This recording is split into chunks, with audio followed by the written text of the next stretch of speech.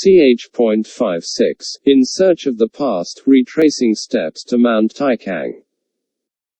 Without knowing why, Si Lian was suddenly filled with courage again. After Lang Qianchu had left, Si Lian's steps had been hesitant, his shoulders slumped.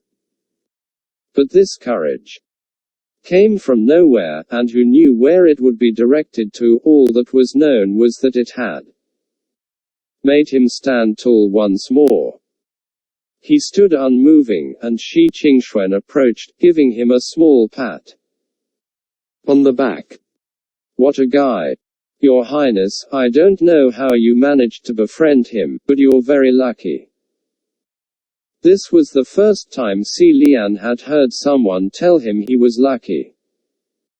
He glanced at Shi Qingxuan and smiled. Really? Maybe. I think so too. Behind them, Feng Xin continued to wipe his face.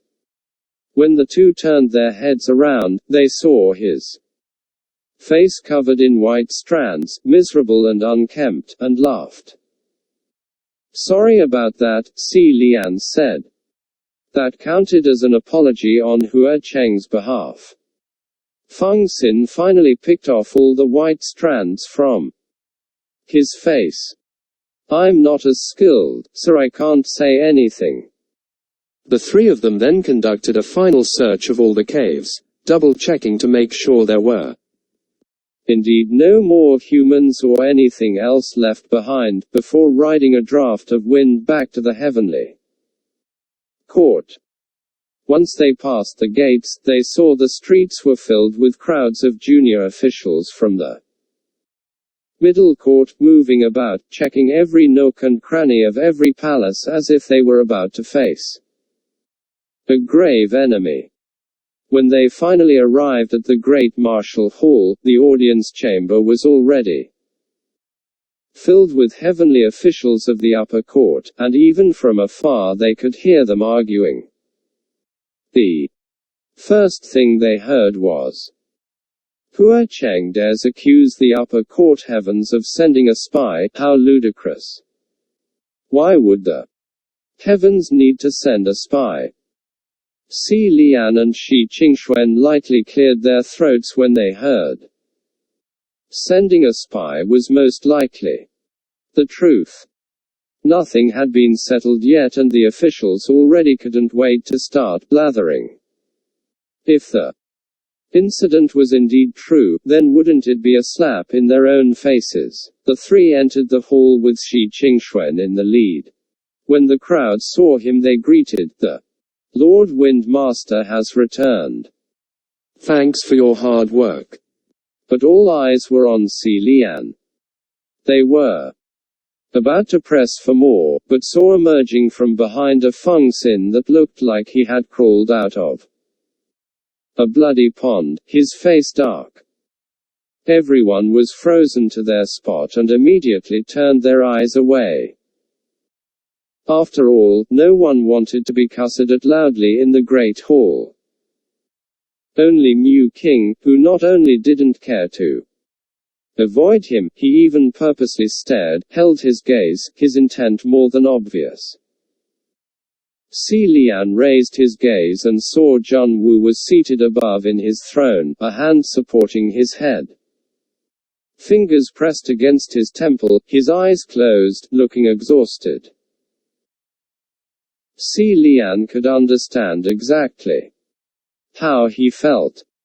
In the past, there might not even have been conferences and meetings of this sort for months.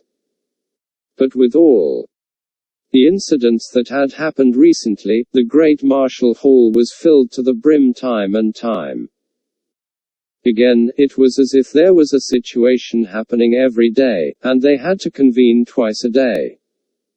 If Si Lian was in his shoes, he'd be tired too. Besides, there were many that wanted to have their voices heard. Despite being nothing but noise. One of the officials exclaimed, he came and went as he willed. Scary to think he was able to connect the palace of Xianlei to somewhere else. now that he can easily kidnap His Highness who offended him, who knows if he'll just kidnap any other heavenly officials. We can't possibly let this go. We need to stop him. Right now. If this was the mortal realm, this would be akin to a rebel digging a tunnel beneath the royal palace and sneaking about freely. Of course people were restless. No wonder the middle court officials were busy searching and safeguarding the grounds. New King, on the other hand, had something else in mind. Hua Cheng has so many devotees, and lords over the ghost city. Something minuscule like burning the Paradise Manor is nothing to him. He might not have broken into the heavens just because His Highness offended him. Shi Qingxuan immediately countered, General Xuan Zhen, you're mistaken. Everyone heard Hua Cheng admit it himself. Speaking of which general is responsible for security this month? That the palace of Xianlei had a spell cast upon it to be connected elsewhere without that general even noticing, isn't that a neglect of duty? Pei Ming had been standing quietly on the side, his arms crossed. When he heard Shi Qingxuan he spoke up. Me. Shi Qingxuan had accidentally remembered wrong, and thought it was Mu King on duty, but he'd ended up calling out Pei Ming, and now things got somewhat awkward. However, Pei Ming didn't push off the blame. I'm on duty this month. This is my oversight. The heavenly official who was on good terms with him immediately tried to help him out. If you ask me, we should just look at these matters one at a time. Let's first clear up the issue about the bloodshed at the Gilded Banquet. Just then, Ling Wen, who was positioned next to the throne, suddenly spoke up. We've news of His Highness Tai Hua. Zhang Wu finally opened his eyes. What did he say? Ling Wen was quiet for a moment, then she replied, he said the Gilded Banquet massacre had an inside story. He will solve the conflict with His Highness himself, that there's no need for anyone else to interfere. Also that His Highness' request for banishment must not go through. Those are the two things. What inside story? Mu King frowned. He didn't say any more. That's all, Ling Wen replied. To think they would see a battle erupt and a hammer coming down heavily only to land lightly like a feather, the heavenly officials couldn't help but feel rather disappointed. Lang Qianchu was the victim, and the victim was no longer accusing the culprit, so what fun was there to watch? Besides, Lang Qianchu wasn't telling, and Si Lian didn't look like he was going to say anything either, so there was nothing more to chew on in this matter. Following Ling Wen's report, Zhun Wan appointed Feng Xin and Mu King to aid Pei Ming in strengthening security, and settled a few other matters before waving his hand and dismissing everyone. Si Lian stayed behind, and he could hear the faint conversations passing by. I knew it. Whenever he stirs up anything, Zhun Wu would say he'd interrogate him, but in the end nothing would come of it. We've been blind, he's actually someone significant. Gotta watch what we say from now on. After everyone had left, Si Lian approached the throne and bowed. I've caused my lord problems. This doesn't count as a problem. The real problem was you stubbornly proclaiming yourself the only responsible one of the Gilded Banquet massacre. Si Lian was hesitant, but in the end still gave an account of the whole story. After listening to the story, Zhun Wu commented, Xianlei, in this matter, you really worked hard for nothing. And please, no one. Si Lian lowered his head. I know. Never mind. You're always like this, John Woo said. Tai Hua has now changed focus to pursue the green ghost. Once he's done so, he will certainly come back for you. Have you thought out how you'll face him? Not yet. But let's think about something else that's more immediate, Si Lian replied. John Woo chuckled. Like what? Is there anything interesting that can amuse me? Was it you who sent the Earthmaster to the Ghost City as a spy? Si Lian asked. Yes, John Woo answered leisurely. Why? John Woo answered slowly, because it was Hua Cheng who planted a spy in the heavens first. Si Lian was taken aback. John Woo stood. These past years, news reached Hua Cheng's ears too fast. Some things he shouldn't have known, he knew too well.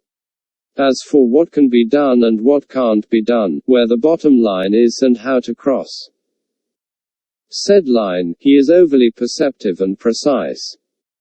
That he could connect directly to your palace of Xianlei only proves he indeed has a spy here in the heavens, otherwise it couldn't have been done. To be honest, Si Lian had noticed this too. Hua Cheng really knew way too much, and so to have John Woo say it out loud, it wasn't hard to believe. Does my lord have any evidence? Si Lian inquired. John Woo shook his head slowly. It's because there was no proof, but things were regardless suspicious. That I sent Ming Yi to the ghost realm. Who knew that Ming Yi would fall into his hands before the spy was even found. Although you saved him from Hua Cheng's grasp, now it will be even more difficult to find that spy. Is it the upper court or the middle court that's the problem? Si Lian asked. Hard to say, John Woo said. Besides you, it could be anyone. Perhaps there's only one mole. Perhaps more. No wonder John Woo didn't appoint anyone else to investigate Ming Yi's disappearance. If it could be anyone besides him, Si Lian couldn't help but think, so even the Wind Master, Qianchu, Feng Xin. Everyone could be a possible agent.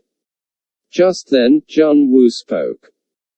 Qianlei, I know you think highly of Hua Cheng right now. You understand your own position, and others shouldn't comment on the friends you make. However, when necessary, be wary of Hua Cheng. Don't give anything away. Hearing this, Si Lian schooled his thoughts. John Woo continued, to become a supreme, one must have experienced an unimaginable suffering and pain. One either ascends from such calamities, or is doomed to the depths of hell, never to return.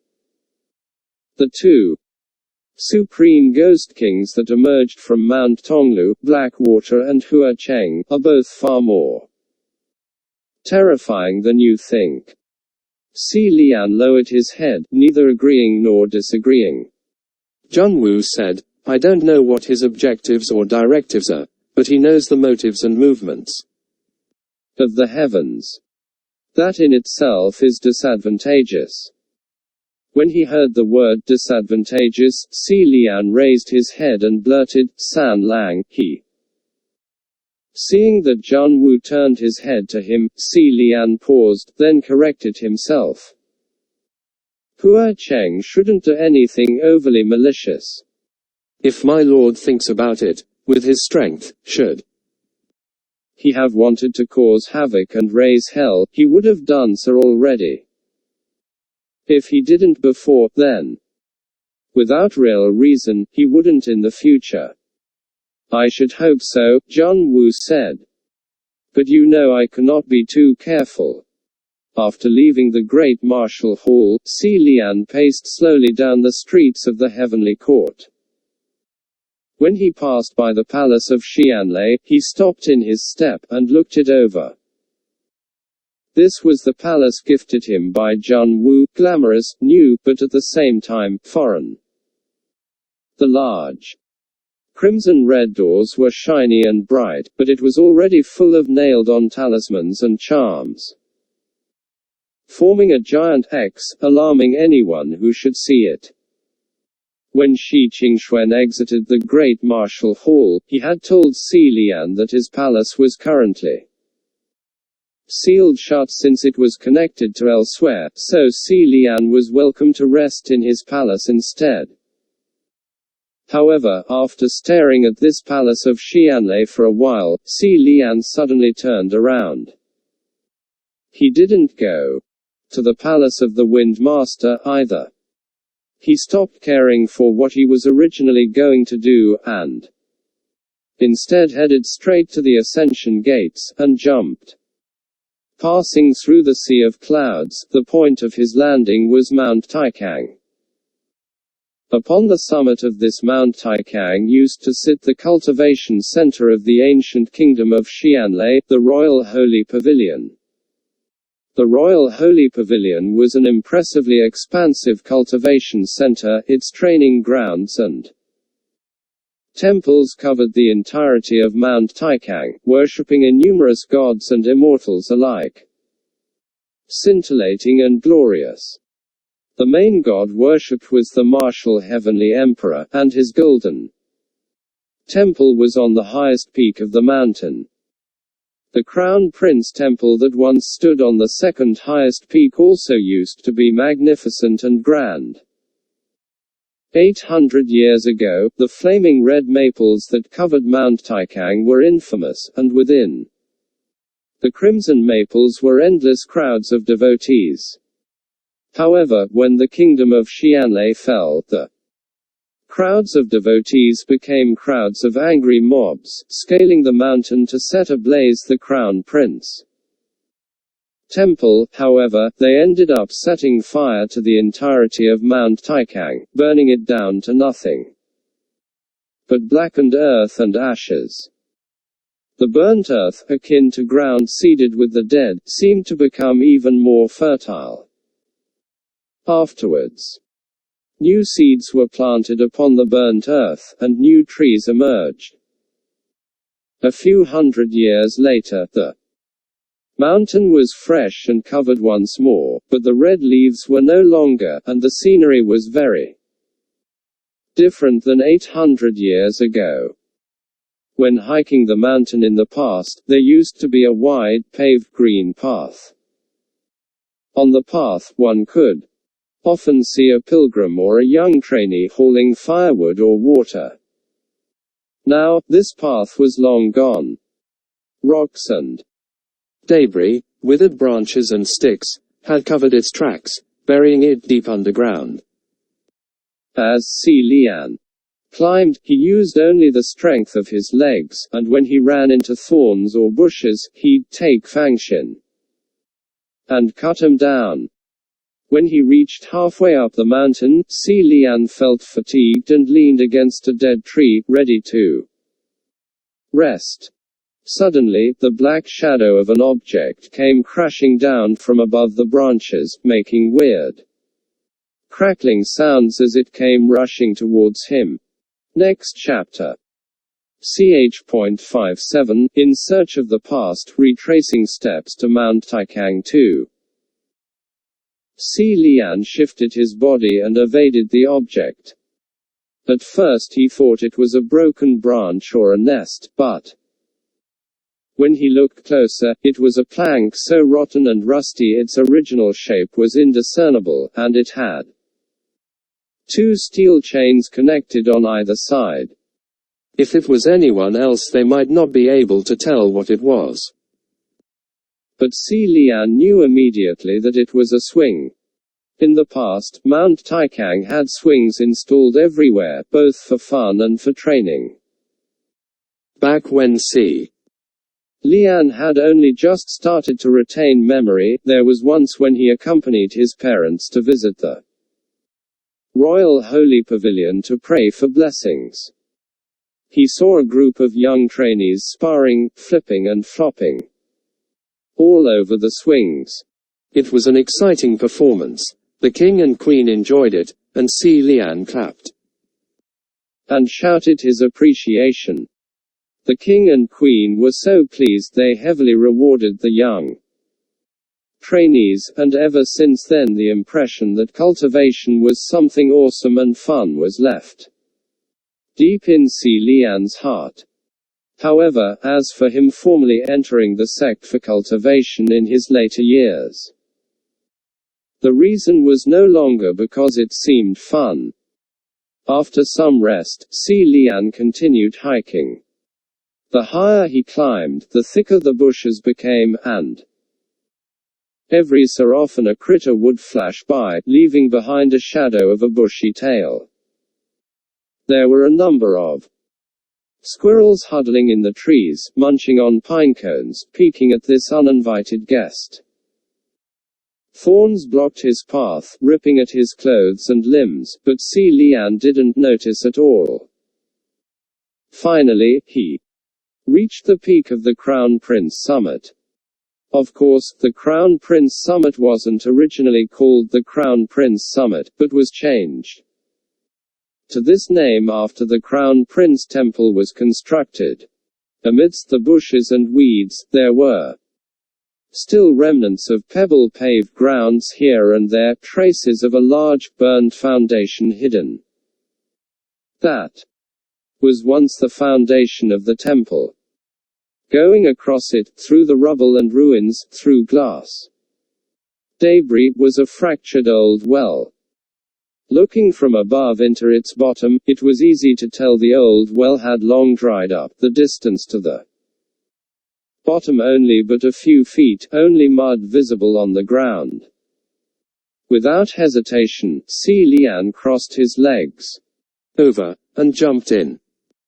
He didn't tumble onto the muddy ground, but instead traversed through that illusion, and descended for a number of meters before his feet touched solid ground.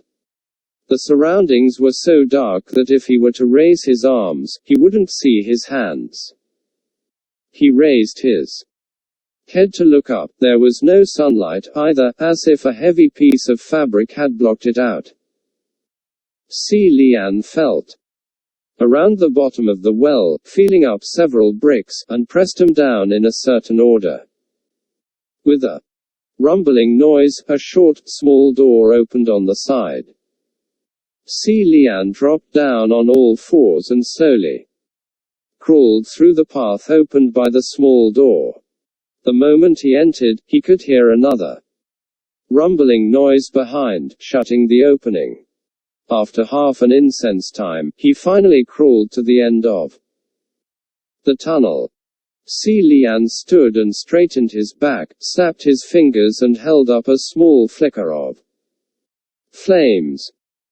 After that, small ball of flames was ignited, as if in response. Not far in the distance another faint light appeared like a pearl, waking up from its deep slumber, blinking open its bright eyes. Soon after, more and more pearls lit up, spreading throughout and illuminating the surroundings that appeared clearer and clearer to be the great hall of an underground palace. Above the great hall, thousands of sparkling stars were embedded. It must be hard to imagine that the imperial mausoleum of the ancient kingdom of Xianlei was hidden beneath the scorched earth of Mount Taicang. Those brilliant stars were night pearls, 41 and diamonds. Embedded on the ceiling, the night pearls brightened with light, and the diamonds reflected their radiance. When they crossed paths, the result was a bedazzling brilliance, like a dream. It was like a minuscule Milky Way hidden below ground. Each of the night pearls and diamonds were priceless, every single one was worth an entire lifetime of endless riches. However, Si Lian didn't spare them any looks, and walked directly through the great hall, entering the crypt at the very back. In comparison to the Great Hall, this tomb was exceedingly simple, as the chamber wasn't fully completed. There was no glamorous decor, only 2 coffins. Between the coffins stood a person, dressed in exquisite clothing, a golden mask on its face, and a sword extended, sharp and dazzling, pointed at him. However, this person only maintained that position and didn't make any movement. Si Lian approached, minding his own business, without a single care for that person. However, that was because Si Lian knew, behind that golden mask there was no face, and under those exquisite clothes there was no person. The only thing standing was an empty stack held together by bundles of dried hay. For so long, only this set of elegant dress robes and this mask stood by the sides of those 2 solitary coffins in his stead. On top of each coffin was a small golden plate, but the things in those plates were wildly disparate, fruits of some sort, dried and shriveled to the core, and blackened, rotten, hard blocks of who knows what. After Si Lian entered the chamber, he cleaned out those things and threw them out by the corner of the crypt. He felt around his sleeves and folds. Originally he had a half-eaten bun on him. But that bun was given to Hua Cheng, so now he had nothing. Thus, he said, "Father, Mother, I deeply apologize. I've forgotten to bring something for this visit." Naturally, no one answered him. Thus, Si Lian slowly sat down, and leaned against one of the coffins. After zoning out for some time, he finally spoke again. "Mother, I saw Qi Rong. Qi Rong didn't die, he turned into a ghost. I really don't know how he lived these past hundreds of years." Si Lian shook his head. "He killed a lot of people, and now there are people trying to kill him. The heavens probably won't forgive him either. Sigh, I really don't know what to do with him." He was going to say more when suddenly, from someplace extremely close, came the sound of soft wailing. Si Lian froze, his expression changed drastically. He listened closely, it wasn't a hallucination. It really was the sound of crying. The cry was low, soft, and would have been easily missed if he didn't pay close attention. The sound was also high-pitched. If it wasn't a child, then it must be a woman. The cries were nearby, as if they were only separated by a thin wall, the sound clinging close to him. Si Lian whipped his head around, and at last confirmed, the sound came from the coffin he was leaning on. Amidst his shock, the first words that came blurting out were unconsciously joyous. "Mother, is that you?" Exclamation mark. However, Si Lian snapped out of it immediately, knowing that what he had desperately hoped for would never come true.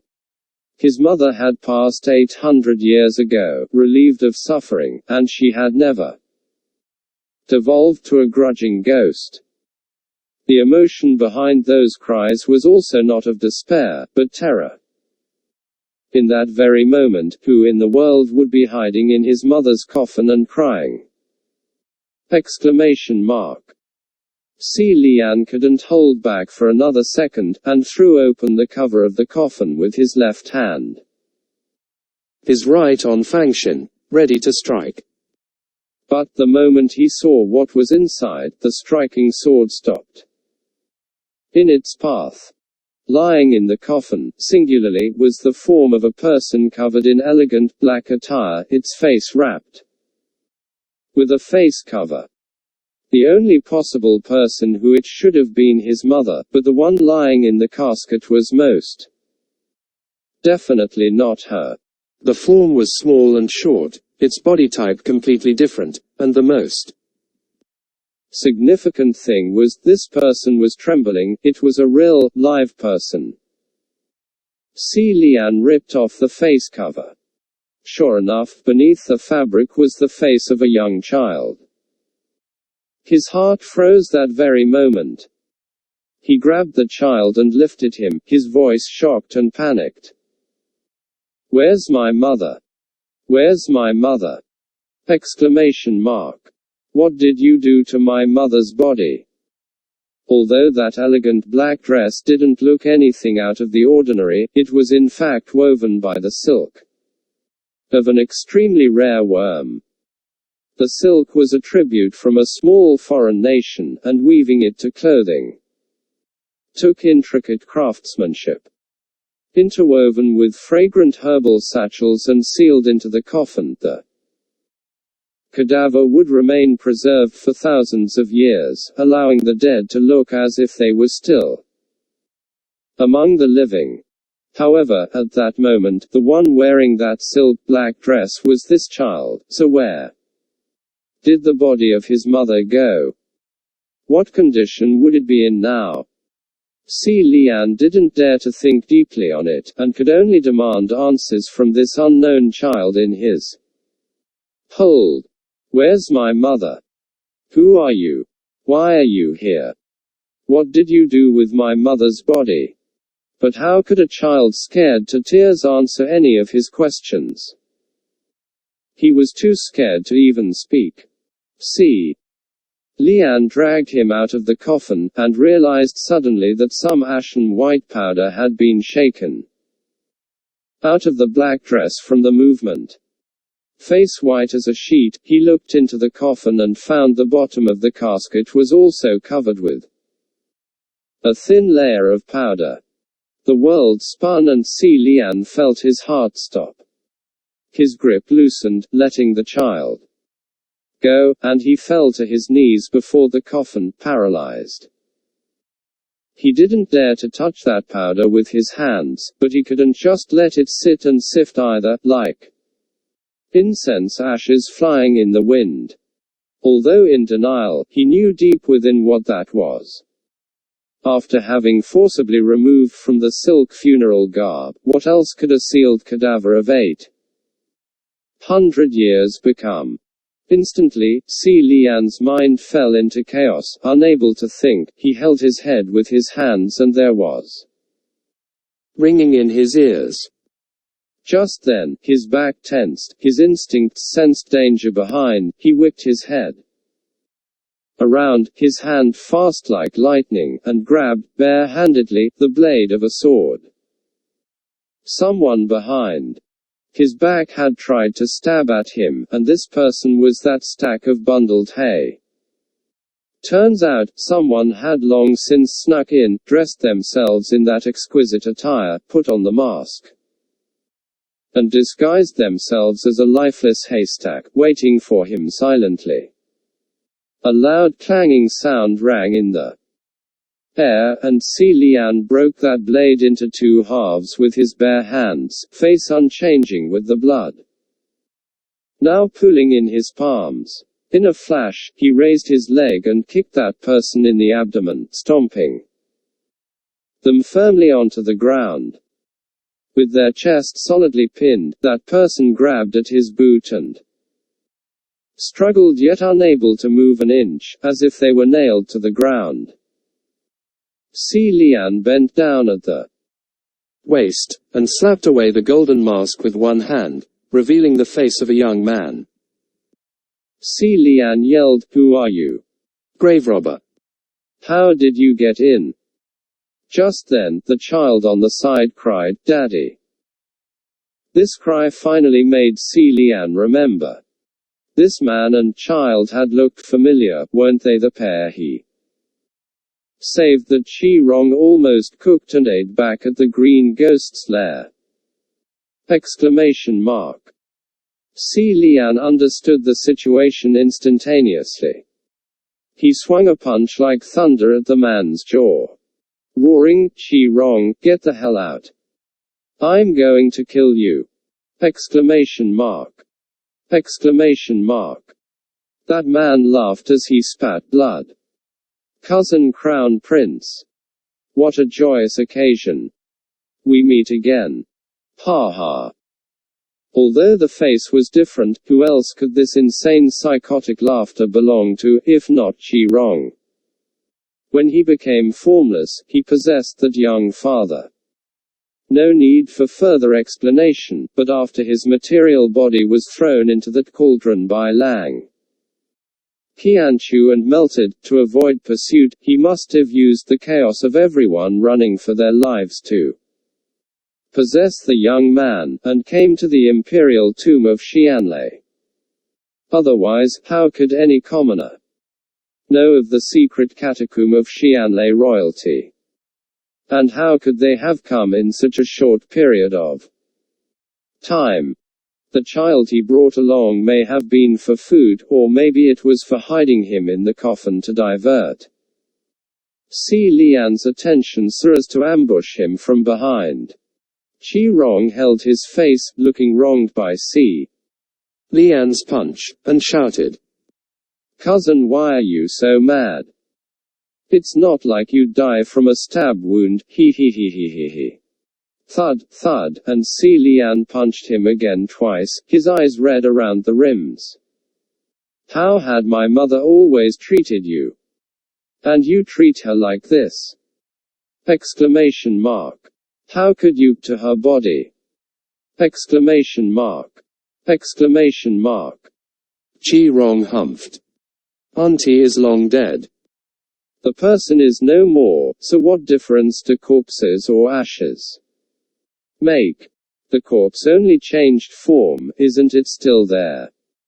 Here you are, tears and snot, weren't you much tougher when you killed Anla? Can't believe my good cousin actually has two faces, he he. He then changed face and spat. How could I treat her like this? You're the one to blame. Don't you even know how to reflect on yourself? This is all your fault. You god of misfortune, have the gall to come cry at the imperial tomb of Xianlei. Exclamation mark. Si Lian stomped down again hard, and Chi-Rong screamed, spewing blood from his mouth. But he looked even more excited, using both his hands to hold on firmly to the now blood-soaked white boot while howling. "That's right. That's right. Just like this. This is more like you. Fight, fight, kill. Fight ruthlessly. Kill cruelly. Don't give me that saintly look as if you are so burdened with unspeakable sin. Disgusting. Ugh. That child came crawling over, bawling. Wah. Dad. Dad, are you all right? He couldn't understand what was happening, only that his father was being trampled. From his point of view, Si Lian was like a violent demon, but scared of losing his only father, he wouldn't back down, and tried desperately to pull off the boot on his father's chest. That young man wouldn't stop spewing blood, scaring the child half to death, and he used his hands to cover his father's mouth, as if that could stop the bleeding. Seeing this, Si Lian slowly calmed down, realizing that the owner of this body was innocent, and eased his foot slightly. He pointed the tip of Fangxin down, nudging it to Chi-Rong's cheek, and said forebodingly, "Chi-Rong, you get the hell out yourself. Don't believe I won't pull out your spirit with your tongue." Technically, to pull out the tongue of another from the root, one could certainly pull out the attached haunting ghost along with it. Chi-Rong cried derisively, "I won't. I won't get the hell out. What are you gonna do? Go on, pull. Come. Come, gonna kill me. I might just die, so don't miss this chance, otherwise you won't ever find my ashes in this lifetime." He even stuck out his tongue intentionally, as if he couldn't wait for Si Lian to make good on his threat. And use that bloody method to pull his spirit out from this fleshy body. He blew many raspberries. It's not like the person I'm possessing is anyone important, so why don't you? No one would know, no one would care, Your Highness' holy radiance won't be damaged. Look. I crumbled your mother to ashes. Aren't you gonna kill me? Ha ha. That child couldn't move Si Lian's boot, so he hugged his leg and cried louder. Don't kill my dad. Don't kill my daddy. Si Lian's breathing was becoming more labored, his head dizzy, his body shaking, his hands itching to crush Qi Rong's skull, but he couldn't do it. Qi Rong spread his hands. Ha ha ha ha, cousin Crown Prince, what a failure, what an absolute failure. Si Lian picked him off the ground, raised his fists and rained punch after punch on Qi Rong's face. Yelling with each punch, shut up. Shut up. Shut up. Yet the more enraged he got, the happier Qi Rong became. To be able to drag the both of them to the same hell, Qi Rong was filled with rapture, his eyes shone brightly.